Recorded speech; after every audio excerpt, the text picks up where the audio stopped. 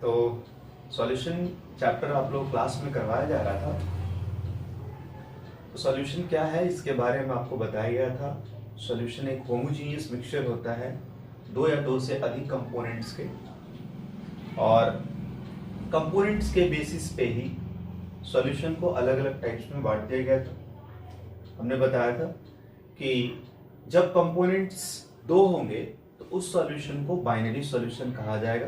For example mixture of आप ले सकते हैं सॉल्ट एंड वाटर, इसको सॉल्यूशन कहेंगे, बट स्पेशली इसका हम नाम बाइनरी सॉल्यूशन रख सकते हैं। जब कंपोनेंट्स तीन हो जाएंगे उसको टर्नरी सॉल्यूशन कहेंगे। जैसे कि एग्जांपल ले लो, सॉल्ट, शुगर एंड वाटर, ये एक सॉल्यूशन है, बट इसका नाम हम ले लेंगे टर्नरी सॉल्यूशन। इसमें तीन कंपोनेंट्स है, सॉल्ट, शुगर एंड वाटर। ठीक है, तो जब चार कंपोनेंट्स हो जाएंगे तो क्या बोलेंगे? चार कंपोनेंट्स हो जाएंगे उसको कहेंगे क्वाटर्नरी सॉल्यूशन।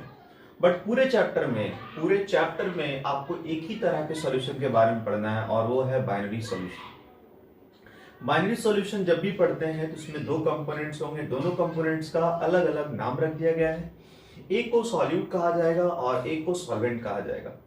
सॉल्यूट हमेशा वो कंपोनेंट होता है जिसका अमाउंट कम होगा सॉल्यूशन में जिस कंपोनेंट का अमाउंट कम होगा वो हमेशा सॉल्यूट होगा, जबकि जिस कंपोनेंट का अमाउंट ज्यादा होगा हमेशा वो सॉल्वेंट होगा। और ये आपको ध्यान रखना है कि सॉल्यूशन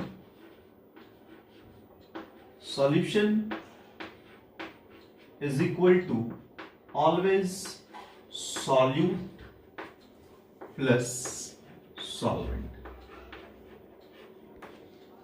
कंसिडर कर लेना पड़ता है जब भी न्यूमेरिकल बनाते हैं, तो कंसिडर कर लेना पड़ता है किस चीजों को। तो यहाँ पे इसको कंसिडर कर लेंगे हम लोग ए, और इसको कंसिडर कर लेंगे बी। ए और बी मानते हैं। इसको लिखने का आपको तरीका बताया गया था क्लास में। क्या बताया गया था कि जब भी आपको लिखना है वेट तो आप ऐसे लिखिए, वेट ऑफ, अगर आपको सॉल्यूट लिखना है तो आप न्यूमेरिकल जब बनाओगे तो वेट ऑफ सॉल्यूट इतना ना लिखने की जगह में आप शॉर्ट में लिख सकते हो डब्ल्यू बी लिख सकते हो। उसी तरह जब वेट ऑफ सॉल्वेंट लिखना हो तो आप लिख सकते हैं डब्ल्यू ए। उसी तरह अगर हम आप लोगों को कहें कि what will be the weight of solution, तो ये भी आप बता सकते हैं कि weight of solution is equal to हो जाएगा weight of solute plus weight of solvent, that is WB plus WA। यहाँ पे एक फॉर्मूला आ गया कि जब भी हमको वेट निकालना हो, वेट ऑफ सॉल्यूशन, तो WB प्लस WA हो जाएगा। WB का मतलब हो गया वेट ऑफ सॉल्यूट, WA का मतलब हो गया वेट ऑफ सॉल्वेंट। ठीक है, तो ये आपको यहां तक हो गया। अब इसके आगे आपको टॉपिक पढ़ाते हैं। इसको इसलिए बताया गया क्योंकि जो टॉपिक स्टार्ट करेंगे उस टॉपिक को हम लोग जो टॉपिक स्टार्ट करने जा रहे हैं उसका नाम क्वालिटेटिव प्रॉपर्टी है। क्योंकि क्लास में आप लोगों को aqueous solution, non aqueous solution, concentration terms, molarity, mole fractions, percent by mass, percent by volume, part पर मिलियन, नॉर्मेलिटी, फॉर्मेलिटी, सारा चीज करवा दिया गया था। तो टाइम बर्बाद ना करें, है ना, और टॉपिक आगे बढ़ जाए। ठीक है, सॉल्यूशन चैप्टर का एक बहुत इंपॉर्टेंट टॉपिक है, उसका नाम है कॉलिगेटिव प्रॉपर्टीज। और कॉलिगेटिव प्रॉपर्टीज क्या होता है उसको अभी हम बताते हैं। देखिए, कॉलिगेटिव प्रॉपर्टी ऐसे प्रॉपर्टीज को कहा जाता है या उन प्रॉपर्टीज को कहा जाएगा जो केवल डिपेंड करेंगे नंबर ऑफ सॉल्यूट पार्टिकल पे, यानी कि कितने अमाउंट में आपने सॉल्यूट लिया है, बट डिपेंड नहीं करेंगे उनके नेचर पे कि वो किस तरह का है, क्या उसका शेप है, क्या उसका साइज है, क्या उसका वोलेटाइल है कि नॉन वोलेटाइल है। उस पे अगर डिपेंड नहीं करता है कोई भी प्रॉपर्टी, तो उन सभी प्रॉपर्टीज को कहा जाता है कॉलिगेटिव प्रॉपर्टीज। डेफिनेशन जो लिखा हुआ है देखिए, those properties of the solution, वैसे प्रॉपर्टी सॉल्यूशन के which depend, जो कि डिपेंड करेगा only on the number of solute particle, किस पे डिपेंड करेगा? only on the number of solute particle but does not depend, लेकिन डिपेंड नहीं करेगा, निर्भर नहीं करेगा नेचर ऑफ सॉल्यूट पे। तो ऐसे प्रॉपर्टीज को, such properties are called colligative properties, ऐसे प्रॉपर्टीज को ही कॉलिगेटिव प्रॉपर्टी कहा जाता है। अब देखिए यहाँ पे 4 इंपॉर्टेंट कॉलिगेटिव प्रॉपर्टीज आप लोगों को पढ़ना है आप लोगों के सिलेबस में, जिसमें पहला है relative lowering in vapour pressure, दूसरा है एलिवेशन इन बॉइलिंग पॉइंट, तीसरा है डिप्रेशन इन फ्रीजिंग पॉइंट, और चौथा है ऑस्मोटिक प्रेशर। बारी बारी से इन चारों टॉपिक को पढ़ेंगे, लेकिन अभी शॉर्ट में आपको हम वेपर प्रेशर के बारे में बता देते हैं। What is vapour pressure? Short में वेपर प्रेशर के बारे में जान लीजिए, वैसे क्लास में ये सब हो चुका है, तो वेपर प्रेशर क्या होता है इसको समझ लीजिए। वेपर प्रेशर जैसे कि नाम से ही समझ में आ रहा है, pressure exerted by vapour. Vapour pressure means what? Pressure exerted by vapour. जब भी वेपर प्रेशर एक्सर्ट करेगा on the surface of liquid, that is called vapour pressure. ठीक है, याद रहेगा। क्या करना है फिर से एक बार? जब भी वेपर प्रेशर लगाएगा on the surface of liquid, that is called vapour pressure. Okay, तो यहां पे अभी जो स्टार्ट करेंगे हम लोग टॉपिक, उसका नाम होगा relative lowering in vapour pressure. पहले आप लोग इतना नोट कर लो। देखो, relative lowering in vapour pressure topic आप लोगों को पढ़ना है, लेकिन उससे पहले एक छोटा सा टॉपिक पढ़ाते हैं, लोअरिंग इन वेपर प्रेशर, यानी कि वेपर प्रेशर में घटाव आना। तो वेपर प्रेशर में घटाव कैसे आएगा ये समझ लेते हैं। ठीक है, देखो है क्या, यहाँ पे हमने कंसिडर कर लिया, क्या कंसिडर कर लिया कि एक कंटेनर है, उस कंटेनर में हमने सॉल्वेंट ले लिया। एज ए सॉल्वेंट मान लो कि हमने ले लिया वाटर।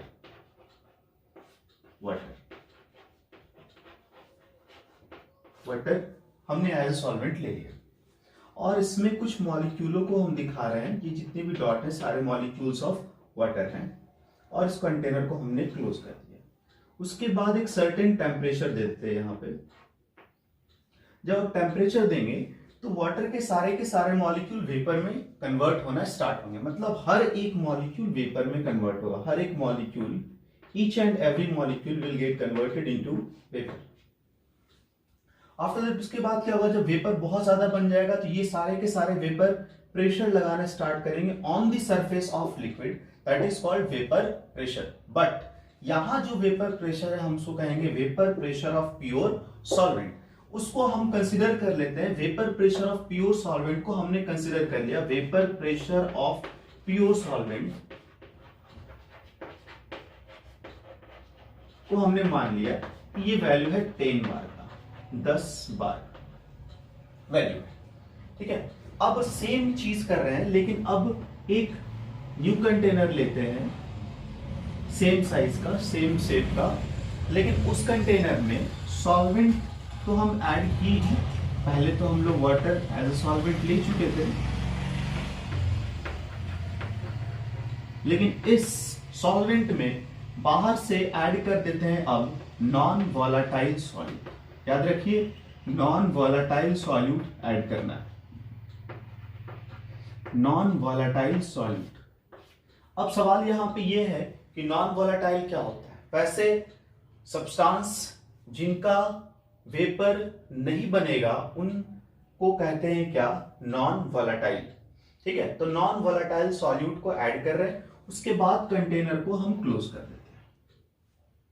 तो जो सरफेस पे पार्ट्स होंगे वो मॉलिक्यूल्स के पार्ट्स केवल वाटर के नहीं होंगे, उस सॉल्यूट का भी होगा। तो हम यहाँ व्हाइट कलर जो आपको दिख रहा है, इस व्हाइट कलर से क्या कर रहे हैं, हम वाटर के मॉलिक्यूलों को बना रहे हैं, जबकि येलो कलर का जो डॉट है वो इंडिकेट करेगा non volatile solute. Non volatile solute को इंडिकेट करेगा कौन? येलो कलर का जो डॉट है।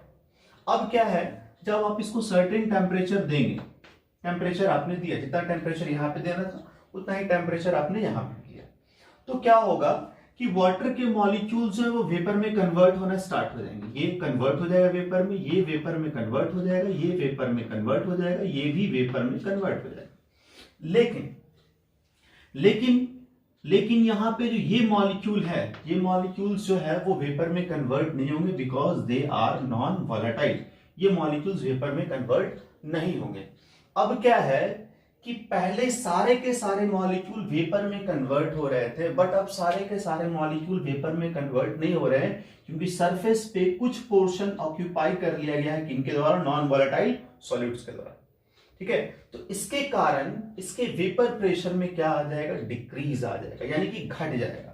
इसको हम कहेंगे vapour pressure of solution, vapour pressure of solution. अब इसको वेपर प्रेशर ऑफ सॉल्यूशन क्यों कह रहे हैं, वेपर प्रेशर ऑफ सॉल्यूशन इसलिए कह रहे हैं क्योंकि सॉल्वेंट में जब आप सॉल्यूट मिलाते हैं तो आपको हम बताया है वो हमेशा क्या बन जाता है, सॉल्यूशन। तो ये जो वेपर प्रेशर, यहां जो वेपर प्रेशर बन रहा है वो बन रहा है सॉल्यूशन का, और मान लो ये घट के हो गया 8 बार। तो अब बताइए आप लोग कितना वेपर प्रेशर में घटाव आया, कितना वेपर प्रेशर घटा।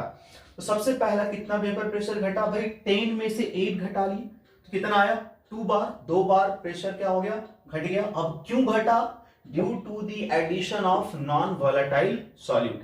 इसका मतलब ये हुआ कि जब भी किसी प्योर सॉल्वेंट में आप नॉन वोलेटाइल सॉल्यूट ऐड करते हैं तो उसके वेपर प्रेशर में घटाव आता है, और जितना वेपर प्रेशर घट जाता है उसी घटे हुए वेपर प्रेशर को कहते हैं लोअरिंग इन वेपर प्रेशर। यानी कि हम ऐसे कह सकते हैं कि when non volatile solute, when non volatile solute is added to the pure solvent, then its vapor pressure,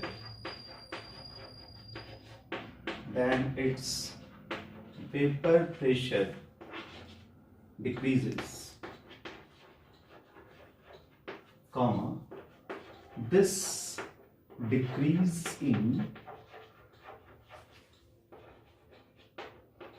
short में हम लिख रहे हैं VP, मतलब vapour pressure. This decrease in vapour pressure is called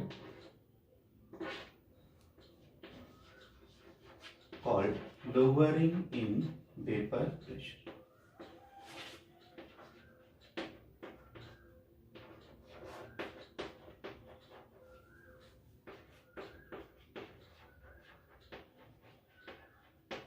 note करिए।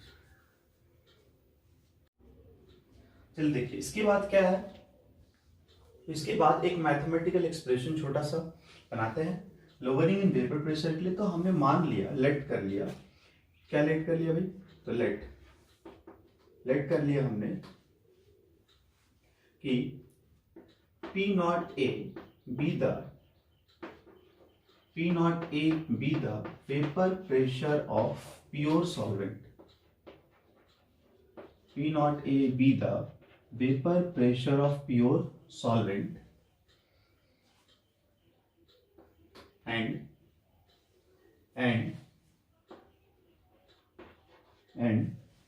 PS be the vapor pressure of solution containing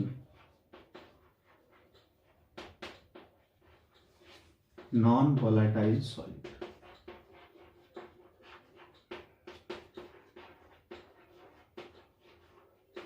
Then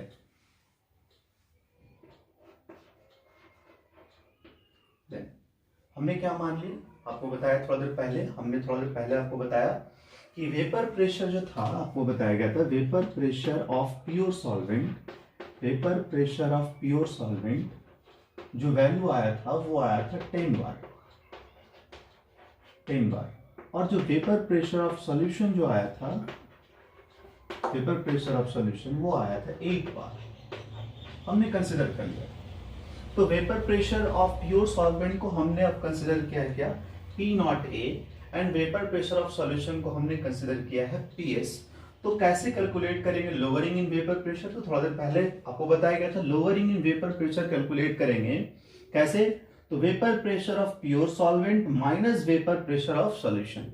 यानी कि 10 में से जब 8 घटाएंगे तो 2 बार आएगा, वही 2 बार बताएगा क्या, तो लोअरिंग इन वेपर प्रेशर। 2 बार को ही कहेंगे क्या, lowering in vapour pressure. Then lowering in vapour pressure is equal to लिख सकते हैं, lowering in vapour pressure is equal to लिख सकते हैं, lowering in vapour pressure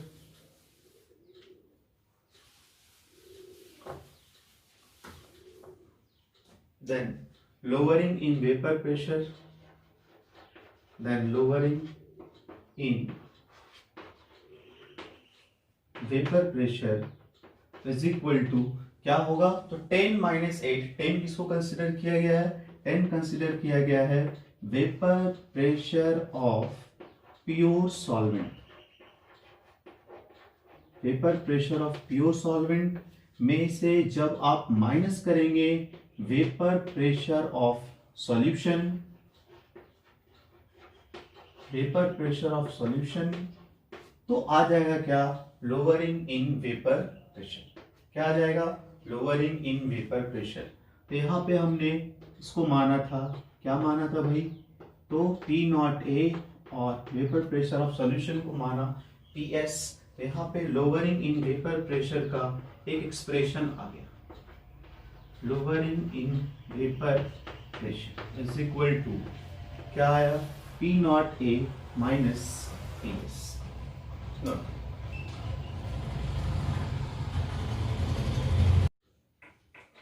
note कर लिया आप लोग लोअरिंग इन वेपर प्रेशर। अब पढ़िए relative lowering in vapour pressure. Relative lowering in vapour pressure का मतलब हो गया किसी के सापेक्ष में, यानी किसी के तुलना में जब वेपर प्रेशर आप कैलकुलेट कर रहे हैं, ठीक है, तो हम लोग रिलेटिव लोअरिंग वेपर प्रेशर को कहते हैं। ये एक सिंपल सा रेशियो है, किसका रेशियो है, तो रेशियो है lowering in vapour pressure to the vapour pressure of pure solvent, यानी कि lowering in vapour pressure of solvent to the vapour pressure of pure solvent का जब आप रेशियो निकाल रहे हैं तो उसी रेशियो को कहा जाएगा relative lowering in vapour pressure. यानी कि हम लोग कहेंगे द सिंपल रेशियो ऑफ, या फिर कह सकते हैं the ratio of lowering in vapour pressure, ratio of lowering in vapour pressure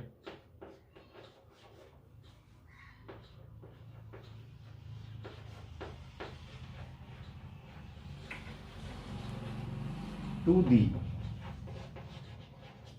vapor pressure of pure solvent, vapor pressure of pure solvent, comma is called, यही कहलाएगा, comma is called relative lowering in vapor pressure, relative lowering in vapour pressure.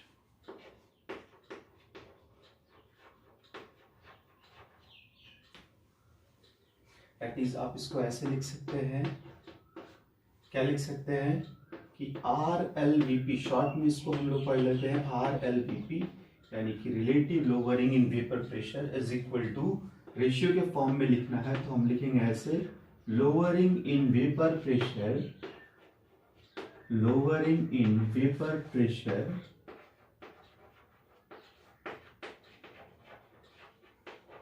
to the का मतलब ये divide वाला line हो जाता है, to the vapor pressure of pure solvent, to the,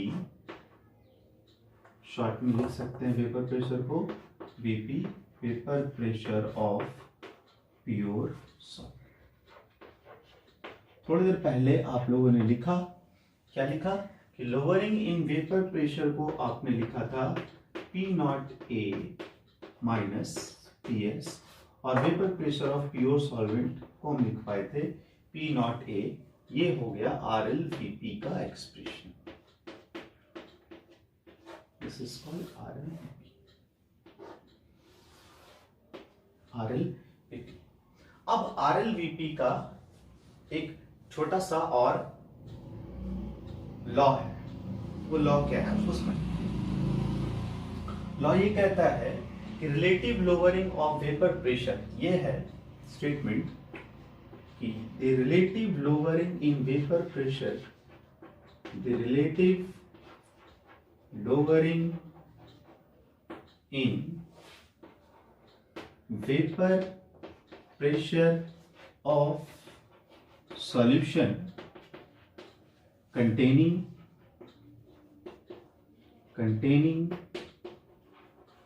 non-volatile solute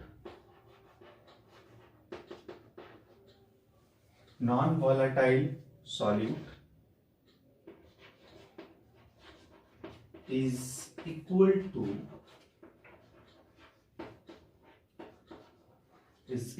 to the mole fraction of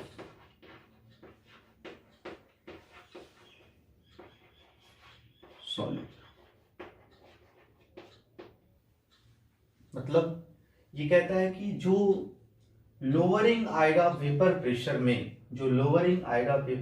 में उस solution का जिसमें आपने ऐड किया है नॉन वॉलेटाइल सॉल्यूट, वो किसके बराबर होगा? तो मोल फ्रैक्शन ऑफ सॉल्यूट का, मतलब कि कितने अमाउंट में आपने सॉल्यूट ऐड किया है।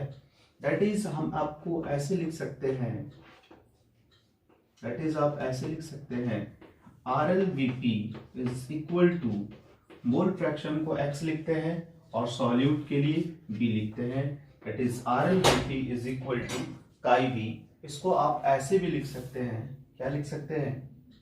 तो RLVP को बताया गया it is P0A minus PS by P0A and यहां पे लिख दी क्या IB। तो ये है क्या एक्सप्रेशन फॉर RL, नोट करिए। ठीक है, देखिए अब जो टॉपिक पढ़ेंगे आप लोग वो पढ़ेंगे डिटर्मिनेशन, यानी डिटर्मिनेशन को मतलब होता है कैलकुलेट करना। किसको कैलकुलेट करना? मोलर मास, वैसे सॉल्यूट के जिन सॉल्यूट के बारे में आपको कोई जानकारी नहीं है, उन सॉल्यूट का मोलर मास कैलकुलेट करना है, बट यूजिंग RLVP, यानी कि RLVP के एक्सप्रेशन को यूज करके। तो वी नो दैट, देखिए कैसे कैलकुलेट करना है। वी नो दैट, जो पहले से जानते हैं हम लोग,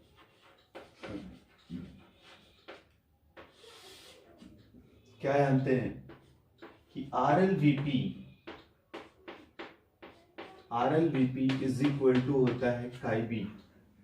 RLVP इज इक्वल टू होता है काई बी, और लिख सकते हैं P0A minus PS by P0A is equal to chi B. और आपको बताया गया है कि काई बी इज इक्वल टू क्या होता है? तो नंबर, यानी कि मोल फ्रैक्शन ऑफ सॉल्यूट कैसे निकालते हैं? तो number of moles of solute, B मतलब सॉल्यूट हो गया, divide by total number of moles, यानी कि number of moles of solvent plus number of moles of solute. याद क्या रखना है आपको? हमेशा याद रखना है B का मतलब हो गया सॉल्यूट और A का मतलब हो गया सॉल्वेंट। ये आपको हमेशा याद रखना है। अब यहां पे देखिए आ गया P0A minus PS by P0A। मान लीजिए कि सॉल्यूशन बहुत ज्यादा डाइल्यूट है, फॉर वेरी डाइल्यूट सॉल्यूशन,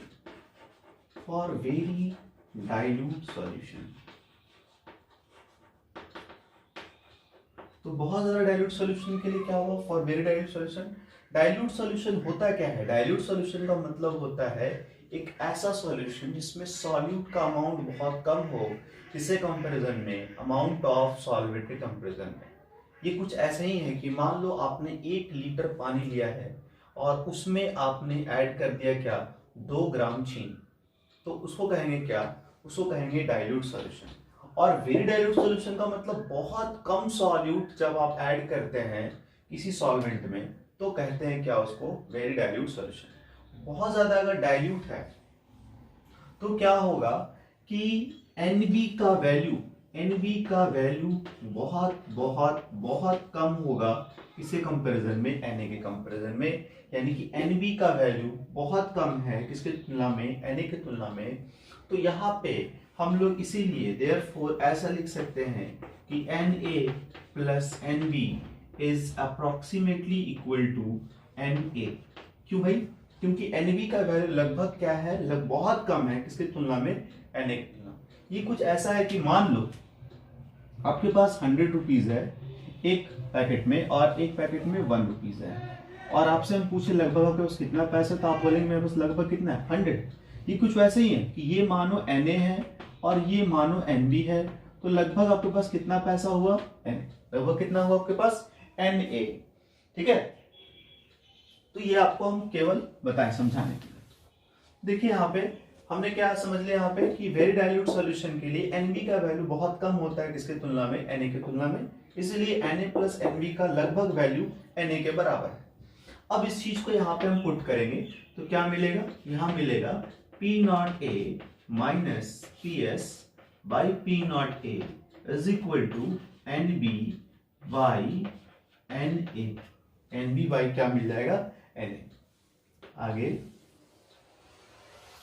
इसके बाद आप लोगों को पता है कि NB कैसे निकालना है, तो NB निकालने के लिए आपको बताया गया है NB कैसे निकालना है, तो आपको बताए थे wait of solute by molar mass of solute, wait of solute by molar mass of solute. और Na कैसे निकालना है, तो wait of solvent by molar mass of solvent, wait of solvent by molar mass of solvent. अब इसको थोड़ा सा rearrange कर ले, तो रीअरेंज करेंगे तो आएगा P not A minus PS by P not A is equal to WB by MB, नीचे MB नीचे आ जाएगा, WA अपनी जगह पे रहेगा और MA जो है वो न्यूमरेटर में चला जाएगा। यहाँ पे हमको कैलकुलेट क्या करना था, तो लेकिन कैलकुलेट करना था मोलर मास, तो मोलर मास कौन सा है, तो MB है मोलर मास ऑफ सॉल्यूट। ठीक है, तो MB कैसे कैलकुलेट करेंगे, तो MB इज इक्वल टू लिखा जा सकता है, क्या लिखा जा सकता है MB इज इक्वल टू, तो MB इज इक्वल टू क्या लिखेंगे, तो WB लिखेंगे इनटू MA लिखेंगे इनटू P नॉट A लिखेंगे डिवाइडेड बाय क्या लिखेंगे भाई, तो WA into P not A minus PS। ये हो गया MB कैलकुलेट करने का फॉर्मूला। इस फॉर्मूले से आप कैलकुलेट कर सकते हैं क्या MB, जहां पे where MB is equal to molar mass of solute. यहाँ पे MB जो है वो मोलर मास है सॉल्यूट का, WB जो है वो है मास या फिर आप कह सकते हैं वेट ऑफ सॉल्यूट।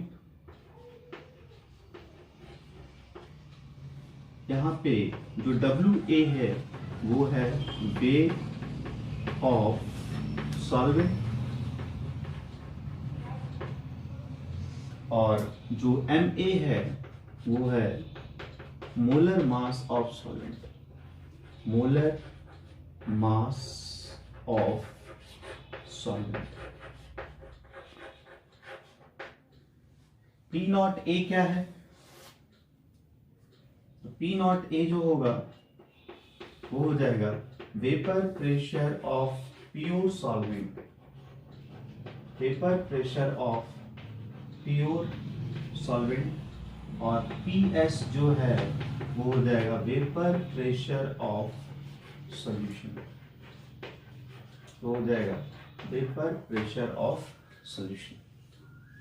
ये पूरा नोट कर लीजिए, ठीक है। फिर आगे देखिए, तो आपको फॉर्मूला बताया गया कैसे कैलकुलेट करना molar mass by using RLVP। तो एक्सप्रेशन आया था MB is equal to WB into MA into P not A divide by WA into P not A minus PS। ये था एक्सप्रेशन। तो चलिए अब इससे रिलेटेड कुछ क्वेश्चंस को देखते हैं जो कि आपके किताब में दिया हुआ है। चलिए, बहुत अच्छा क्वेश्चन है, ठीक है। देखिए, अब क्वेश्चन आपको बता रहे हैं, ठीक है। बहुत आसान क्वेश्चन है, केवल आपको लैंग्वेज को समझना है, और अगर आपको फॉर्मूला याद है तो बड़े आसानी से आप ऐसे क्वेश्चन को सॉल्व कर सकते हैं। चलिए सॉल्यूशन देखिए इसका। सॉल्यूशन क्या लिखा हुआ है? लिखा हुआ है the vapour pressure of pure benzene at a certain temperature. यानी कि हम ऐसे कहें कि vapour pressure of pure benzene, vapour pressure of pure benzene, vapour pressure of pure benzene. तो वेपर प्रेशर के लिए हमने P लिख लिया, प्योर के लिए नॉट लगा लिया।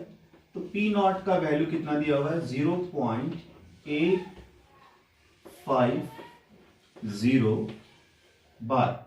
आगे क्या लिखा हुआ? आगे लिखा हुआ है कि कोई एक नॉन वोलेटाइल सॉल्यूट जिसका वजन 0.5 ग्राम है, उसको ऐड किया जा रहा है 39 ग्राम ऑफ बेंजीन।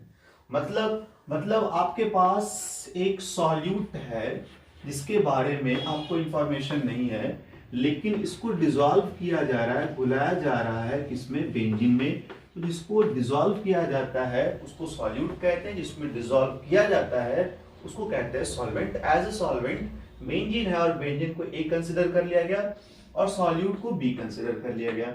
इसका वेट दिया हुआ था, कितना वेट दिया हुआ है? WB का वैल्यू दिया हुआ है 0.5 ग्राम, जबकि WA यानी कि वेट ऑफ सॉल्वेंट दिया हुआ है 39 ग्राम।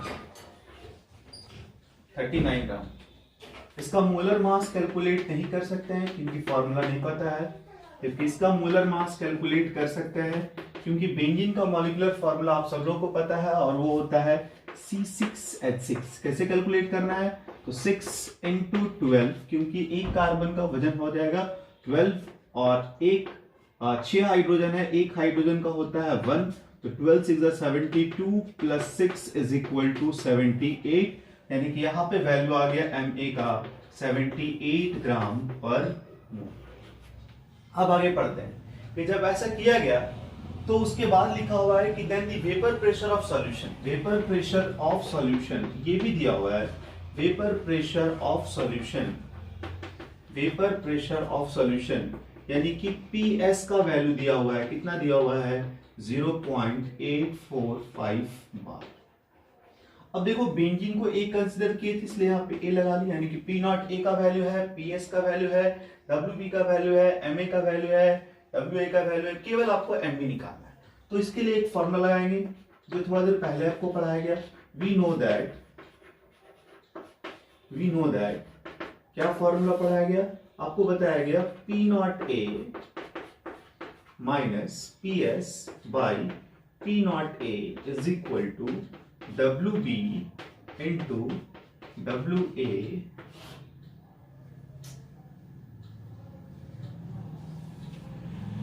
WB into MA by MB into WA। तो चलो देखो यहाँ पे सारे वैल्यूज को पुट करना है, MB निकालना है।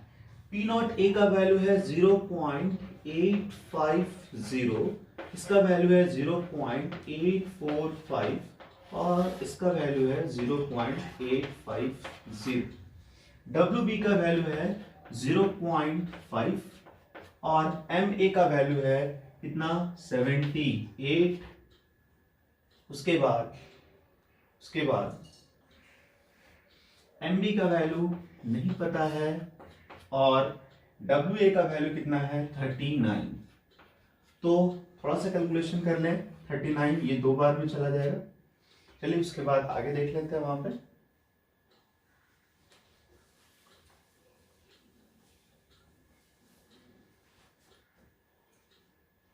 इसके बाद यहां से आगे बढ़ सकते हैं। इसका जो वैल्यू आएगा वो आएगा 0.005 और यहां पे है 0.85850 और यहां पे क्या है? 0.5 को 2 से मल्टीप्लाई करोगे तो 1 आएगा और नीचे आ गया MB। सेम डिजिट पे पॉइंट है तो सेम डिजिट पे जब पॉइंट होता तो पॉइंट को हटा दी। अब मेरे पास वैल्यू है 5/850 इज इक्वल टू 1/MB। ये कट जाएगा, कितने बार में कट जाएगा? 170 बार में। ठीक है, तो अब 170 को 1 से मल्टीप्लाई कर लो और MB को 1 से मल्टीप्लाई कर लो। इधर MB को जब 1 से मल्टीप्लाई करोगे तो MB इज इक्वल टू आ जाएगा 170।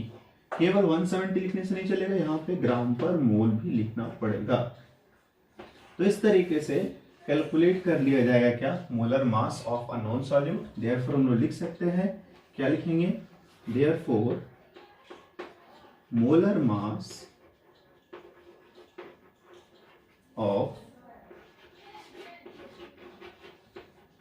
सॉल्यूट इज 170 ग्राम पर मोल। ठीक है, फिर से एक बार समझ लीजिए क्वेश्चन, एक बार फिर से इसको समझ लो। ठीक है, आप लोग कि दिया हुआ था कोई एक सॉल्यूट है इसका वजन 0.5 ग्राम है, इसको डिसॉल्व किया जा रहा है बेंजीन में, इसका वजन 39 ग्राम है, और कहता है कि vapour pressure of pure benzene जो है वो कितना है, 0.50 बार। तो यहाँ पे वेपर प्रेशर के लिए P लिए, प्योर के लिए नॉट लगाए और बेंजीन के लिए A लिखा गया। अब वेपर प्रेशर ऑफ सॉल्यूशन दिया हुआ था तो वेपर प्रेशर के लिए P लिखे, सॉल्यूशन के लिए S लिखे, इसका वैल्यू भी दिया हुआ था। अब आपको कैलकुलेट करना था मोलर मास, तो हमको पता है फॉर्मूला कि P not A minus PS by P not A is equal to WB by MB into MA by WA। सारे का वैल्यू पुट कर दिया गया और इस तरीके से मोलर मास कैलकुलेट कर लिया गया। ठीक है, अब फिर नेक्स्ट क्वेश्चन देखेंगे। ठीक है, अब देखो सेकंड क्वेश्चन, देखो क्या लिखा हुआ है, लिखा हुआ है the vapour pressure of pure water at 298 kelvin. यहाँ पे एक टेम्परेचर दे दिया गया है, उस टेम्परेचर पे बोल रहा है कि वेपर प्रेशर प्योर वाटर का है और वो कितना है 23.8 mmHg। यानी कि हम लिख सकते हैं कि vapour pressure of pure water is equal to कितना दिया हुआ है 23.8 mmHg। मिलीमीटर मरकरी ये प्रेशर का यूनिट होता है। उसके बाद लिखा हुआ है कि 50 gram of urea is dissolved in 850 gram of water. मतलब कि दो कंपोनेंट है, एक कंपोनेंट तो यूरिया है और एक कंपोनेंट वाटर है। लैंग्वेज से आपको समझ में आ रहा होगा कि यूरिया जो है वो सॉल्यूट है क्योंकि इसको डिसॉल्व करवाया जा रहा है वाटर में, और इसीलिए यूरिया को सॉल्यूट मान लिया जाए, सॉल्यूट के लिए बी लिखना है, और वाटर को सॉल्वेंट मान लिया जाए, सॉल्वेंट के लिए ए लिखना है। अब इसका वेट दिया हुआ है WB कितना दिया हुआ है भाई, तो दिया हुआ है 50 ग्राम ऑफ यूरिया। कितना वाटर लिया गया है, तो वाटर का भी वेट दिया गया कितना 850 ग्राम। अब आगे इसका मोलर मास, यूरिया का मोलर मास फॉर्मूला से कैलकुलेट करना पड़ेगा, और कैलकुलेट जब आप करोगे तो आएगा 60 ग्राम पर मोल। इसी तरह मोलर मास ऑफ वाटर आप कैलकुलेट कर सकते हो। कैसे कैलकुलेट करोगे, इसके फॉर्मूला से। वाटर का फॉर्मूला बचपन से जानते हो, H2O होता है, तो 18 ग्राम पर मोल हो गया। लेकिन लास्ट में जो लिखा हुआ वो लिखा हुआ है कि calculate the vapour pressure of solution. कैसे निकालेंगे वेपर प्रेशर ऑफ सॉल्यूशन, यानी कि वेपर प्रेशर के लिए P लिख लिए, सॉल्यूशन के लिए S लिख लिए, निकालना है। वेपर प्रेशर के लिए देखिए यहाँ पे वेपर प्रेशर के लिए P लिख लिए, प्योर के लिए नॉट लगा दिए और वाटर के लिए A लिख लिए। तो P नॉट A का वैल्यू दिया हुआ है, PS का वैल्यू निकालना है। कैसे निकालेंगे, हमेशा जितना हो सके उतना पेपर को नीट एंड क्लीन बनाइए, है ना, और जब भी कोई भी प्रॉब्लम सॉल्व करिए तो फॉर्मूला जरूर लिखिए। फॉर्मूला लिख लेने से क्या होता है कि एक आपको अनुमान लग जाता है कि क्या दिया हुआ है और क्या निकालना है। चलो देखो P नॉट A का वैल्यू दिया हुआ है, PS का वैल्यू निकालना है। P नॉट A का वैल्यू दिया हुआ है, PS निकालना है, WB दिया हुआ है, MB दिया हुआ है, MA दिया हुआ है, WA दिया हुआ है। सारे वैल्यूज को पुट करते हैं और कैलकुलेट करते हैं PS। P नॉट A का वैल्यू कितना दिया हुआ है, P नॉट A का वैल्यू दिया हुआ है 23.8 माइनस PS बाई अगेन 23.8 हो जाएगा। WB का वैल्यू दिया हुआ है, कितना दिया हुआ है 50। MA का वैल्यू कितना दिया हुआ है, तो MA का वैल्यू दिया हुआ है 18 बाई क्या है, बाई है MB का वैल्यू कितना दिया हुआ है, MB का वैल्यू दिया हुआ है 60, और WA का वैल्यू दिया हुआ है 850। यहाँ पे कुछ कैलकुलेशंस करने पड़ेंगे, तो चलिए कैलकुलेट कर लेते हैं। यहाँ पे एक जीरो से एक जीरो कैंसिल कर दिए, ये 6 3 18 कैंसिल हो गया, और ये 5 जो है 850 को डिवाइड कर देंगे तो यहाँ पे आ जाएगा कितना 170 3/170 आ गया 3/170 आ गया। थोड़ा सा आगे बढ़ेंगे तो 23.8 minus PS is equal to आ गया 3/170 इंटू 23.8। अब जब पॉइंट को हटाओगे तो नीचे 10 आ जाएगा, यानी कि 238 को मल्टीप्लाई करो 3 से बाई 1700 कितना आ जाएगा 238।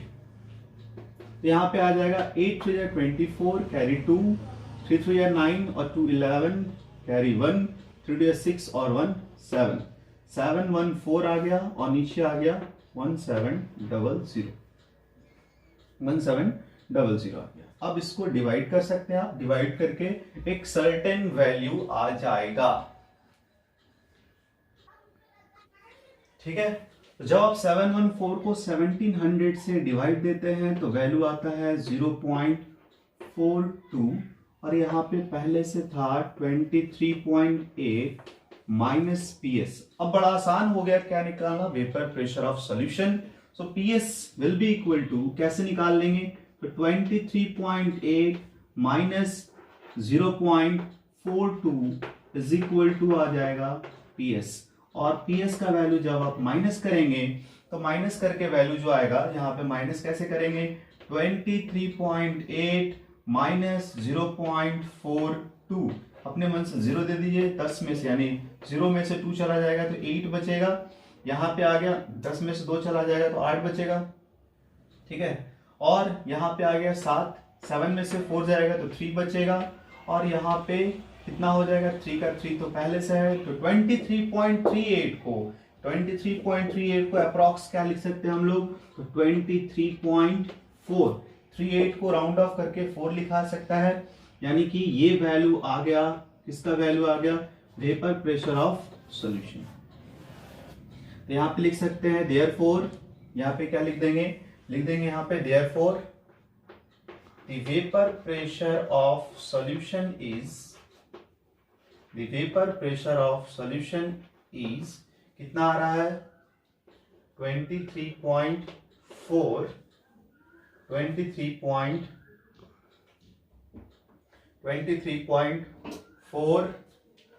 mm